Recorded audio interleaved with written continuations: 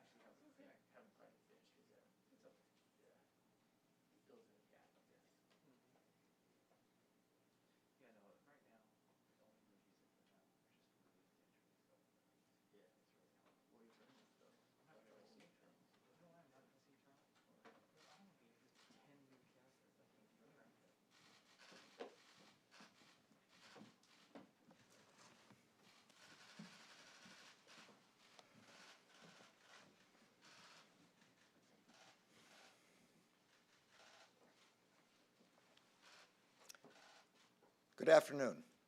I'm joined today by Deputy Attorney General Monaco, FBI Director Wray, and Deputy Treasury Secretary Adeyemo. A core priority of the Justice Department is to keep our country safe from all threats, foreign and domestic. Cybercrime is a serious threat to our country, to our personal safety, to the health of our economy, and to our national security. Cybercrime takes many forms, one of which is ransomware. In ransomware attacks, transnational cybercriminals use malicious software to hold digital systems hostage and demand a ransom. These attacks have targeted our critical infrastructure, law enforcement agencies, hospitals, schools, municipalities, and businesses of all sizes. Meeting this threat requires a whole-of-government approach. Together with our partners, the Justice Department is sparing no resource to identify and bring to justice anyone, anywhere, who targets the United States with a ransomware attack. Today we are announcing that we are bringing to justice an alleged perpetrator of a significant, wide-reaching ransomware attack. On July 2nd, the multinational information software company Kaseya and its customers were attacked by one of the most prolific strains of ransomware, known as R-Evil or Soda no Kibi. To date, R-Evil ransomware has been deployed on approximately 175,000 computers worldwide, with at least $200 million paid in ransom. As a result of the Kaseya attack, businesses that relied on Kaseya services across the United States and around the world were impacted. 6 weeks later, on August 11th, the Justice Department indicted Yaroslav Vasinski, also known by the online moniker Robotnik. The indictment, which was previously under seal, charges him with conspiring to commit intentional damage to protected computers and to extort in relation to that damage, causing intentional damage to protected computers, and conspiring to commit money laundering. The indictment charges that Wyszynski and co-conspirators authored our evil software, installed it on victims' computers, resulting in encryption of the victims' data, including in the July 2nd attack, demanded ransomware payments from those victims, and then laundered those payments. 2 months after the indictment, on October 8th, Wyszynski crossed the border from Ukraine into Poland. There, upon our request, Polish authorities arrested him pursuant to provisional arrest warrant. We have now requested that he be extradited from Poland to the United States pursuant to the extradition treaty between our countries. Today, we are unsealing Wyszynski's indictment. Wyszynski's arrest demonstrates how quickly we will act alongside our international partners to identify, locate, and apprehend alleged cybercriminals, no matter where they are located. Ransomware attacks are fueled by criminal profits. That is why we are not just pursuing the individuals responsible for those attacks. We are also committed to capturing their illicit profits and returning them whenever we can to the victims from whom they were extorted. And that brings me to our second announcement today. In addition to securing the arrest of Wyszynski, the Justice Department has seized $6.1 million tied to the ransom proceeds of another alleged our evil ransomware attacker, Russian national Yevgeny Polyanin.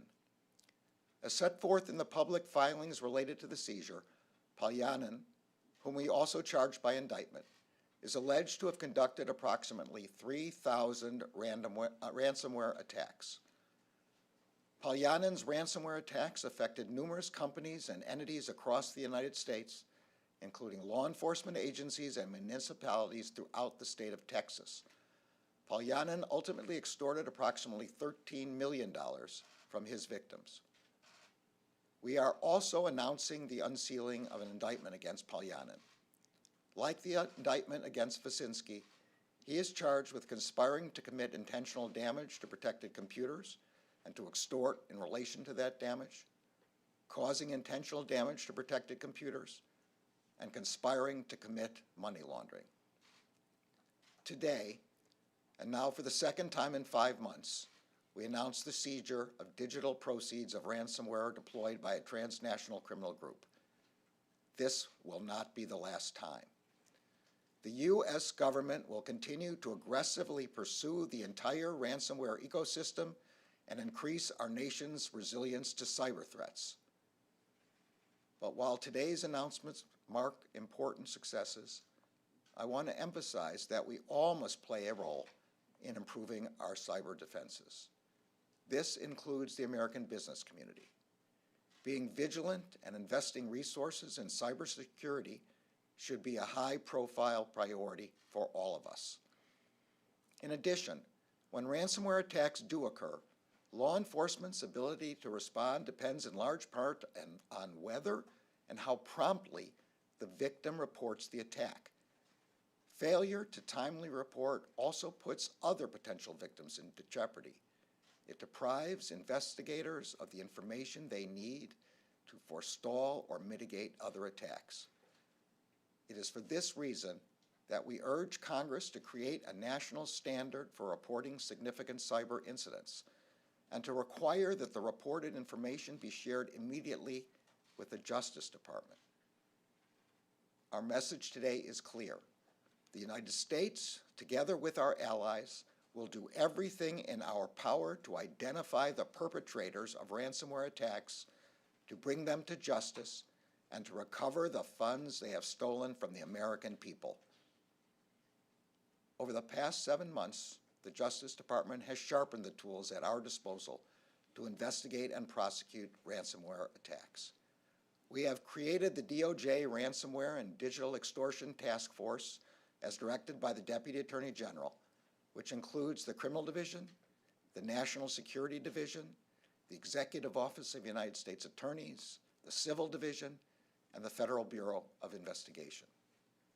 I would like to thank all of our partners who have assisted in this effort, including CISA, the Treasury Department, and the State Department, as well as our many foreign law enforcement partners. Finally, I would like to thank all those within DOJ for their work. This includes the U.S. Attorney's Office for the Northern District of Texas, the Criminal Division's Computer Crimes and Intellectual Property Section and Office of International Affairs, the National Security Division, and the Jackson and Dallas FBI field offices, which led the department's investigation. I will now turn the podium over to Deputy Attorney General Monaco, who will provide further details.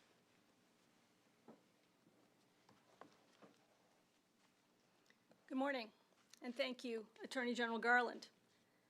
Our announcement today reflects the work of the department's Ransomware and Digital Extortion Task Force as part of a whole-of-government response to the threat of ransomware.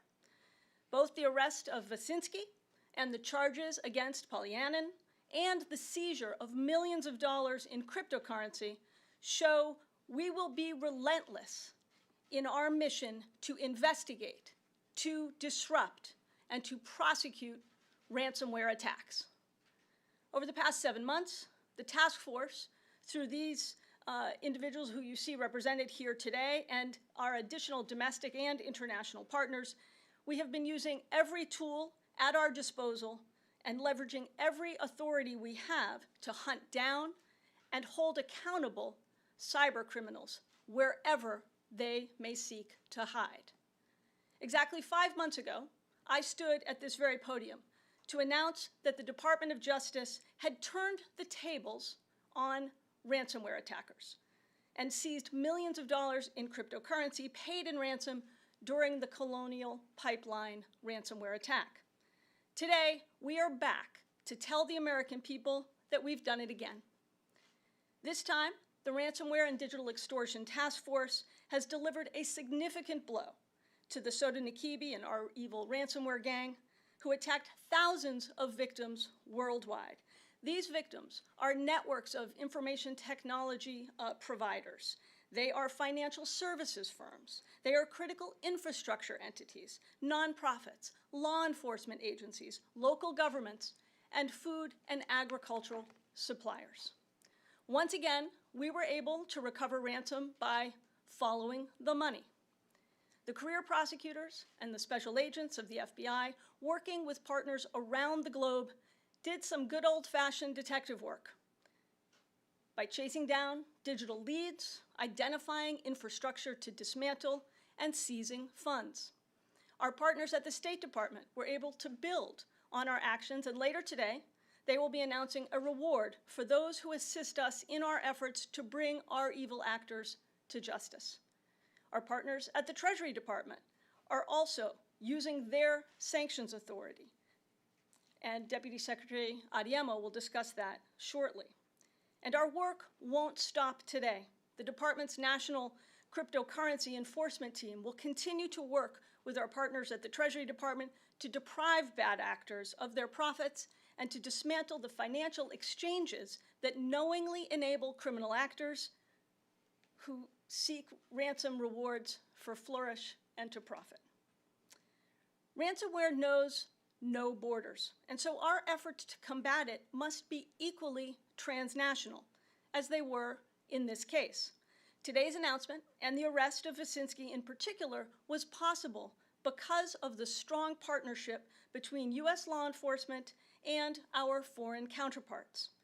The arrest we announced today and the charges and the seizures are part of a coordinated law enforcement set of actions taken with partners across 4 different continents. These actions include the arrest of 2 additional our evil actors announced earlier today by Romanian authorities. Ultimately, though, the success of this case proves the crucial importance of victim companies coming forward and working with the Department of Justice and the FBI when they are first hit with an incident. The director will speak a little bit more about this and about exactly what the FBI did in this case, but I want to make clear that we are here today because in their darkest hour, Kaseya made the right choice, and they decided to work with the FBI.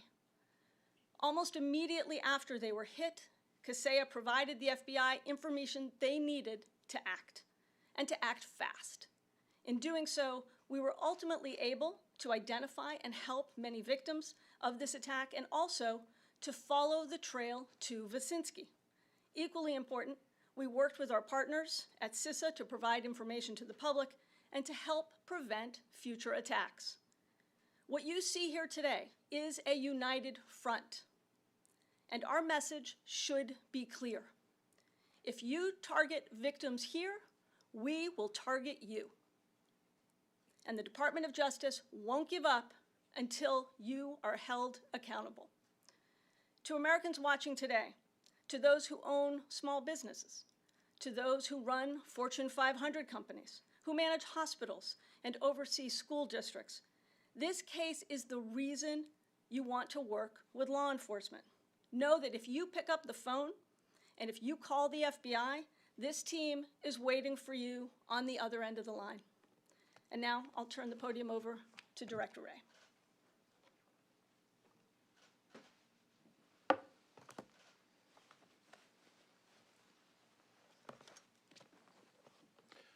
Well, good afternoon. Today's announcement of the arrest of Yaroslav Wyszynski in Poland and the charges against and seizure from Yevgeny Polyanin shows what's possible when federal law enforcement and international law enforcement work together with private sector companies. It also demonstrates our resolve in pursuing criminal enterprises that use ransomware to threaten our critical infrastructure, our public health and safety, and our economic vitality. As the Attorney General noted, this ransomware strain has wreaked havoc across the globe, extorting vast sums and inflicting significant damage with attacks on, to name just a few, JBS Foods, local governments in Texas, hospitals, schools, 911 call centers, and of course, Kaseya. When Kaseya realized that some of their customers' networks were infected with ransomware, they immediately took action. They worked to make sure that both their own customers, managed service providers, and those MSPs' customers downstream quickly disabled Kaseya's software on their systems. They also engaged with us early. The FBI then coordinated with a host of key partners, including CISA and foreign law enforcement and intelligence services, so Kaseya could benefit from all of our expertise and reach as it worked to put out the fire. Kaseya's swift response allowed the FBI and our partners to quickly figure out which of its customers were hit, and for us to quickly share with Kaseya and its customers information about what the adversaries were doing, what to look for, and how the companies could best address the danger. Here, we were able to obtain a decryption key that allowed us to generate a usable capability to unlock Kaseya's customers' data. We immediately strategized with our interagency partners and reached a carefully considered decision about how to help the most companies possible, both by providing the key and by maximizing our government's impact on our adversaries who were continuing to mount new attacks. Ultimately, we were able to both unlock encrypted data and take bad actors out of operation, including by hitting Sudnikibi more broadly, seizing cryptocurrency, and as you just heard, late last week, our partner Romanian authorities also arrested 2 other individuals suspected of cyber attacks using Sudnikibi or evil ransomware. As the Attorney General and the Deputy Attorney General mentioned, the steps we've announced today are yet another example highlighting why the public needs breach reporting legislation that provides the FBI real-time access to information about ransomware attacks and other criminal breaches. When the FBI is engaged early, we can provide victims more and better support. We can get them intelligence and technical information they need faster. And we can work quickly back from the intrusion to follow and seize the criminal's money before it can jump through wallet after wallet and exchange after exchange. Identify other victims about to be hit or in the early stages of further attacks, and make connections between what the reporting victim sees and intelligence that we're gathering from around the world, arming both the private sector and our government partners with insights that they can act on. We've deployed technically trained agents, computer scientists, intelligence analysts, and others in every one of our 56 field offices across the country so that we can warn businesses, both big and small, wherever they may be, quickly and with the information they need to defend their networks. Over the past few years, ransomware schemes have repeatedly crippled hospital systems, targeted the energy sector, threatened emergency services, and cost or endangered thousands of jobs at businesses of every kind and size. Now, most of the time, the actors themselves are trying to hide abroad, but as we've shown time and time again, we're still going to pursue them, disrupt them, and hold them accountable. The long arm of the law reaches a lot further than they think. And we've got ways of disrupting those sheltering in places like Russia, as Polyanin discovered when he woke up and found 6.1 million that he'd extorted from his victims missing. Good partners of ours, like the Treasury and State Departments, are also adept at turning the results of our investigations into action and pressure abroad. I want to thank Kaseya and other private sector partners for their invaluable help in this case and for the way they've joined our response to the ransomware threat. Also want to thank the FBI's own Dallas and Jackson field offices for leading the investigation, and I'm grateful to all our federal partners and our many foreign partners, especially Poland, Romania, Ukraine, France, and Germany. The cyber threat is daunting, but when we combine the right people, the right tools, and the right authority, our adversaries are no match for what we can accomplish together. Thank you. And I'll turn it over to Deputy Secretary Wally Adeyemo.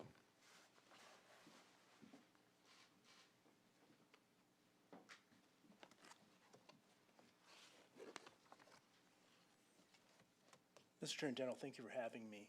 It's good to be here to be able to talk about the interagency efforts that we have launched to counter ransomware. Ransomware groups and criminal organizations have targeted American businesses of all sizes and have disrupted economic activity across the country. These attacks are not just a national security issue, but an economic security issue as well. That's why we at Treasury are committed to bringing to bear all of the authorities that we have to disrupt, deter, and prevent ransomware attacks from happening. Over the last several months, Treasury has taken several actions to counter cyber criminals. We have disrupted the digital financial ecosystems to provide ransomware actors with safe haven. We have provided resources to the private sector to help businesses understand and comply with anti-money laundering and countering financing of terrorism obligations related to ransomware payments and virtual currency. And we have encouraged improved cybersecurity measures today. Targeted disruption actions and updated ransomware advisory will further advance these efforts. In coordination with our colleagues at the Department of Justice and FBI, Treasury today is announcing sanctions against 2 ransomware affiliates who are part of a group that implemented some of the most devastating ransomware attacks against the United States. Treasury is also sanctioning a virtual currency exchange, Shatex, and its enabling companies that have provided financial facilitation for multiple ransomware variants. This means that effective immediately, all assets of these entities that are subject to U.S. jurisdiction are blocked. All transactions are prohibited for U.S. persons, and all domestic exchanges are prohibited from processing transactions with this exchange. While virtual currency exchanges mostly conduct predominantly legitimate activity, certain virtual currency exchanges provide financial services to or facilitate money laundering for ransomware actors that enable them to extract profits from these attacks. I want to call on legitimate virtual currency exchanges to continue their efforts to root out abuse and reiterate that they play a critical role in implementing appropriate AML and CFT and sanctions controls. These controls prevent sanctioned persons and other illicit actors from exploiting virtual currencies to undermine U.S. foreign policy and national security interest. Our actions today also demonstrate how the United States is working with our international counterparts to disrupt the ransomware ecosystem. International partnerships are critical to identifying and disrupting the flow of illicit proceeds from ransomware attacks, since many virtual currencies can be transferred across borders nearly instantaneously. Our actions are always more effective when we take them multilaterally and closely coordinate with our partners, similar to the way that the Justice Department has done today. To support today's Treasury coordinated with Estonia and Latvia. We would like to thank both partners for concurrent actions they took and encourage other countries to similarly protect their financial systems from abuse, take actions to hold ransomware actors accountable, and implement the international AML CFT standards for virtual currencies to mitigate criminal misuse of these assets. In addition to the sanctions designated today, our Financial Crimes Enforcement Network, or FinCEN, has also updated its 2020 advisory on ransomware and the use of financial system to facilitate ransomware payments. The updated advisory includes information on current trends and typologies of ransomware and associated payments, as well as recent examples of ransomware attacks. I want to use this opportunity to also remind entities engaged in money transmission, which includes the transmission of virtual currency, that they are required to register as money servicing businesses with FinCEN, and they are subject to the Bank Secrecy Act obligations, including filing suspicious activity reports. Safeguards against money laundering keep our financial system safe. Our team at Treasury is proud to work with DOJ, state, and our foreign partners to disrupt financial nodes tied to ransomware payments and cyber attacks in order to protect our economy and our national security. And we look forward to continuing to do that work in the future. Thank you.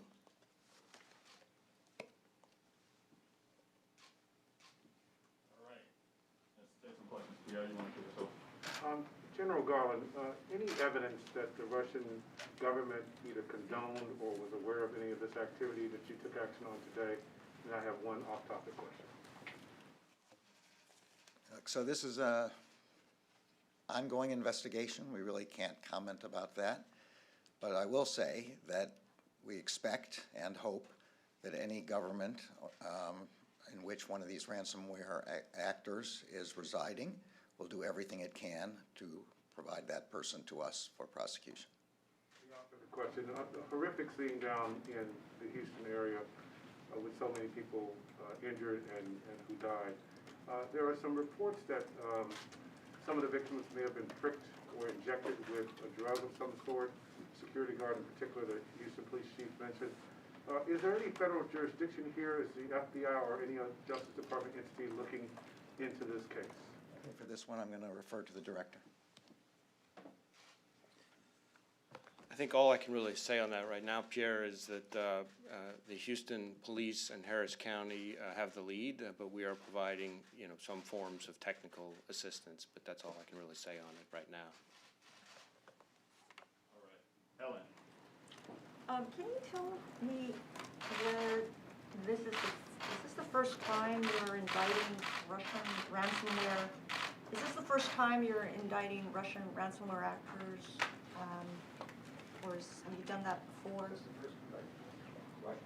No, and indeed, last week, we secured the physical presence of a Russian cyber criminal who was hiding out in South Korea, and we worked with our partners to get him here into an American courtroom. And I think that action and today's action reflects what we are determined to do, which is to use all of our tools, both domestically and working with our partners, to hold accountable those who seek to target infrastructure here. Can I have a follow-up for Director Wray? Thank you, Director, for your explanation of a little bit of the timeline. Can you say that you immediately after the CASEA came forward, you were able to strategize and reach a carefully considered decision to both provide the key and maximize your law enforcement equities? And I know about, I reported on some of that earlier.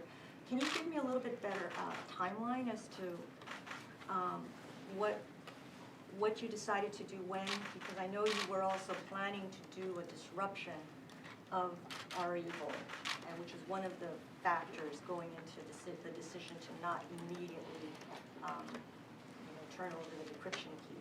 And that also there was an assessment, I believe, provided by CISA that I was told that the victim impact wasn't as severe as initially felt. And so putting all of these factors into the mix, I think the interagency decided it was okay to withhold the key for a bit of time until you could do your disruption.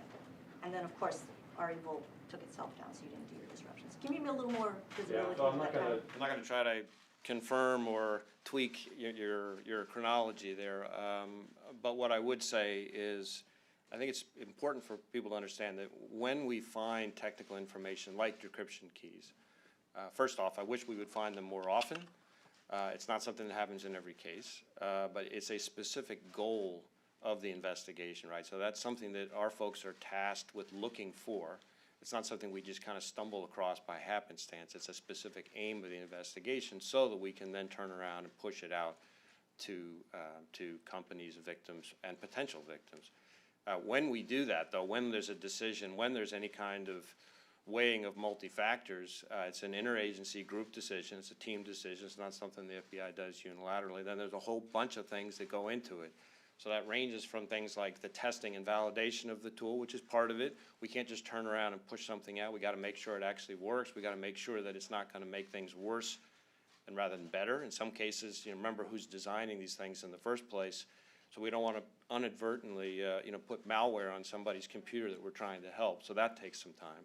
In addition, when you got a multi-front, multinational operation like this, which is more and more how we would tackle any kind of ransomware actors, there's a whole bunch of factors. But ultimately, it all boils down to trying to make sure that we can maximize the impact on the ransomware actors and maximize the benefit to the most victims and the most potential victims. And so that's kind of how it all gets worked together. A lot of times that can happen, very, very quickly. Sometimes it takes a little bit longer. So that's really all I could say to it here today. This is for either the Attorney General or the FBI Director. Can you talk a little bit about how you affected the arrest of Wyszynski, why he moved from Ukraine to Poland? And can you also talk about now with him in custody, the size of his network that's still out there? And I have one off-topic question. More general, in great high level of generality, we requested, pursuant to provisional warrant, we requested his arrest by the Poles. I don't know whether the director wants to be any more detailed than that.